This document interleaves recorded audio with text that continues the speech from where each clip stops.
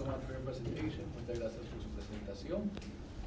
Otro invitado internacional que tenemos es el doctor Arian Galdini, profesor asociado, presidente del LRE, y también el señor Gani Nani, director del Foro para la Democracia y Ética de Albania.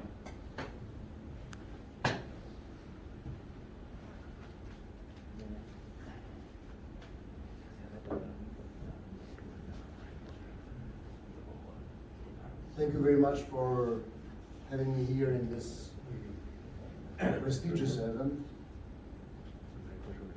I am in an ambiguity which maybe makes it easier for me to express my thoughts and my challenge for this distinguished people who are here. But maybe even can make it worse for me, because I am between the academician and the politician. And when you are in the midst, you cannot be easily allowed by yourself to protect the academical thought, but neglect your political idea. COVID changed the world. This is what we are hearing now from 2 years, every day, every day, every day. But I am asking myself, and maybe asking anybody, but isn't that the thing that we always say for anything that challenges our life? Is it indeed the step that we do every day when we go out or home? Because we meet change. We meet the difference. Different people, different rules, different grounds, different challenges, different social communities. So everything is different, and everything has in us the challenge to change or to accept change, or maybe be changed or a changer. COVID is just the thing that touched our bodies. So it's the maximum of the fear there. And when our body is under aggression, we feel like change is really dramatic. And then immediately we tend to change everything. Our lifestyle, our laws, our governmental behavior, our political structure. And people don't know anymore whether change is for us to be protected or for us to be deviated from the truth. Which is, we live in a world that we are never secure. We have never been promised security. The only security that we tend to promise to one another is the one that is because of our common goal to create states, governments, international organizations, just and democratic laws. This is the only promise. But on the regards of our body, of our life, nobody guaranteed us any security. We live in a universe which is endless. And every day we can approach endless dangers that we don't even know. Science has its limits. We are limited. The universe is the only thing which is unlimited. So my question is the world really changing?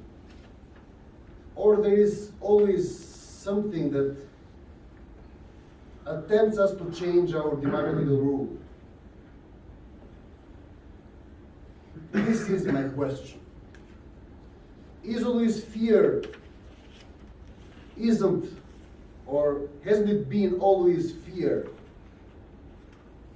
the mechanism that has made the world, governments, states, to surrender and to give up from democracy and build autocracies?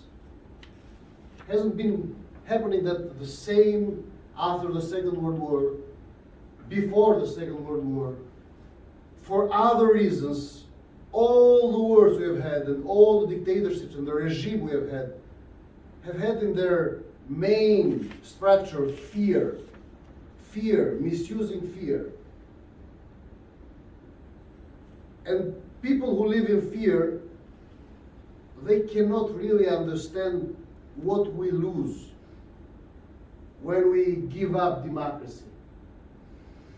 Because it will be really a huge challenge for anybody, any idealist, to explain people that there is nothing wrong between life and democracy. Indeed, life and democracy can go only together. Life and fear are in antagonism. It seems like fear protects life, but it's democracy, our right to choose, our right to decide who we are, what happens with us. I live in Balkans, and in Balkans we have had this long dictatorship period, communist dictatorship. And it's very easy for the former structures and the former ideologies and the former behaviors and culture to come now and catch our democracy and put it down. But it's happening the same even in countries where governments are not really strong or stable. Let me take an example, Italy. They have a technical government. They have a government that it's, let's say, a sui generis government that we tend to create always when we have political crisis. So we do not let democracy to choose, but we decide people to choose. So always the minorities decide that who will be the governing force and strength that will decide for us and will make decisions for us. And they have the most severe rules for the COVID. Look at Greece. You have a weak government and they have the most severe rules. But more democratic countries with strong governments, politically elected governments, they are, let's say, more liberal. Look at UK. UK is more liberal in that direction. I don't know about Spain, I'm sorry, I don't know very well, but I see it's much more easier than Italy and Greece. I was recently in Greece and in Italy and I saw that everything is getting crazy there.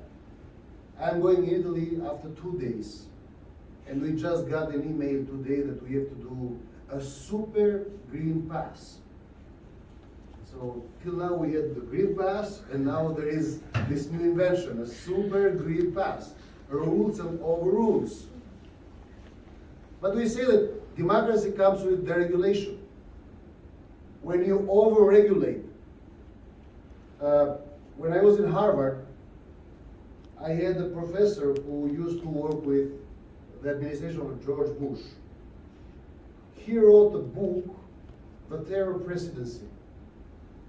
And one of the things that he mentions in the book is that after 9/11, every president and every institution in the United States, they started doing everything by law, and they created, for example, even Pentagon, more armies of lawyers than armies of generals. So they couldn't take a decision without lawyers, and it was like over lawyers' game.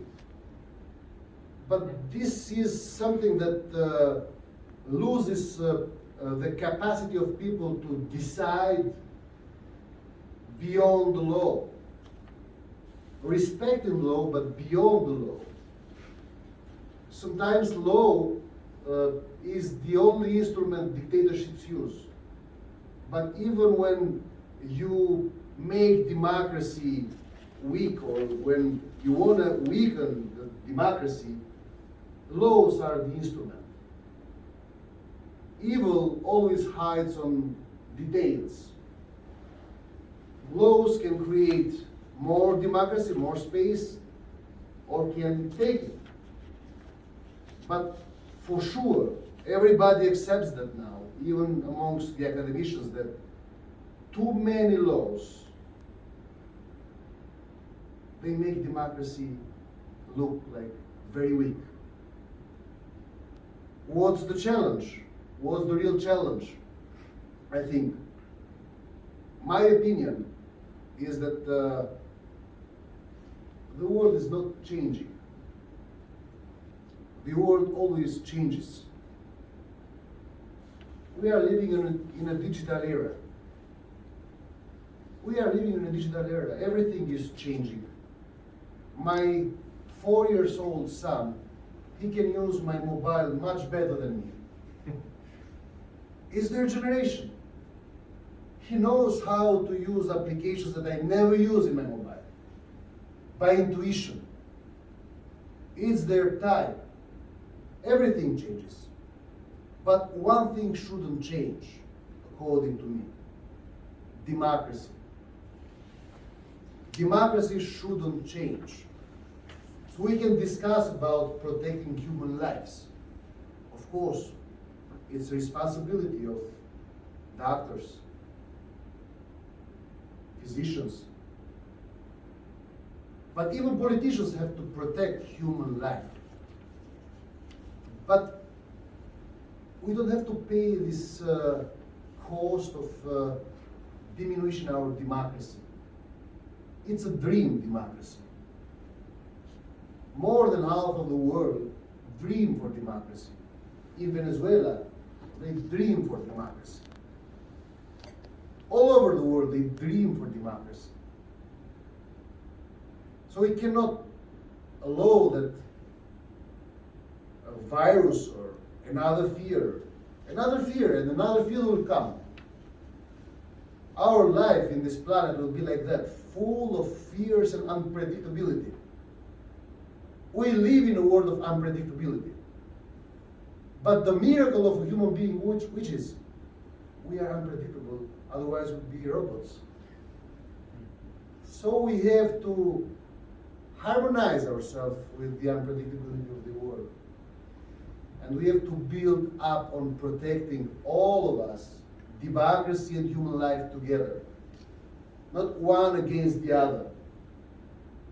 If we put one against the other, we help dictators. We help authoritarian leaders. Look at now that the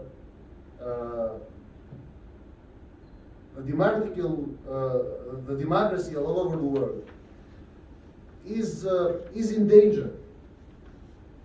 Now you have elections being frauded all over the world. You have dictators rising all over the world. You have governments which tend to keep controlling and more control over the societies so they can win next elections. And they are misusing these COVID rules to win the next elections.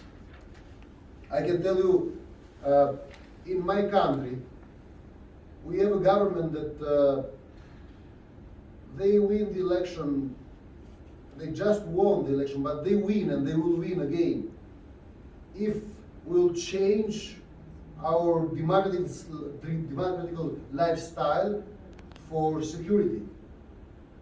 Because they misuse our data, they misuse our fear, they misuse our, let's say, giving up of democracy, of human dignity. Fear against human dignity is one of the things that they misuse. Yes, the obligatory vaccination is a huge debate. But on the other hand, I believe that this created this rebellion against science. For the first time in the world, we have these conspiracy theories and this rebellion against science. I am pro-science. I would never dare to say science is bad or science is creating that or that. No, science is good and is very valuable for the humanity. We need science. But we create adversity between people and science when we misuse fear. So we have to find a way that people understand that the importance of science protecting their life and not perceive it as a weapon of politicians to kill our democracy and human dignity. How can we do that? I don't know yet.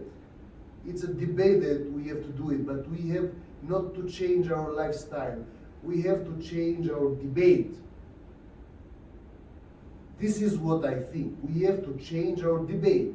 So how can we make it easier for people to understand that science is not a weapon of politicians to kill our democracy and human dignity? This would be the best debate. If we let it like that, just people let them understand it or not, they don't understand what is vaccination. If some crazy people would go there and say, oh, they are putting a chip on your blood, they are controlling you with 5G, they'll control you with remote controls and all these things, people will believe that. Education. We know what's going on with the education of the world. If there is something that we understood because of this pandemic, is that we never learned from our failures in 1920s. Even later on, we never learned. We never invested on public health. We never invested to be ready, humanity to be ready for any unpredictability. And the other thing that we have never invested is public education. So it's not people's fault. It's politicians' fault. It's government's fault that they never invest on public education and public health. So fear immediately catches ignorance. Can I say that? Is it allowed to say that? There is a lot of ignorance around. And amongst ignorance, it's very easy. Or it's a trigger that can be pulled very easily. Fear and anger and rebellion against science. My main concern is we are losing everyday democracy. And I am in politics and I have, let's say, put aside my academical life because I have a dream. I want to see my country democratic. I want to see my country move toward democracy. Till now, our main polar stars has been United States and European Union. But what we see now, it creates a lot of confusion. The overruling in the United States and amongst the European Union countries is creating a lot of confusion. We don't know anymore whether we are okay dreaming that kind of Europe or we have to think about it.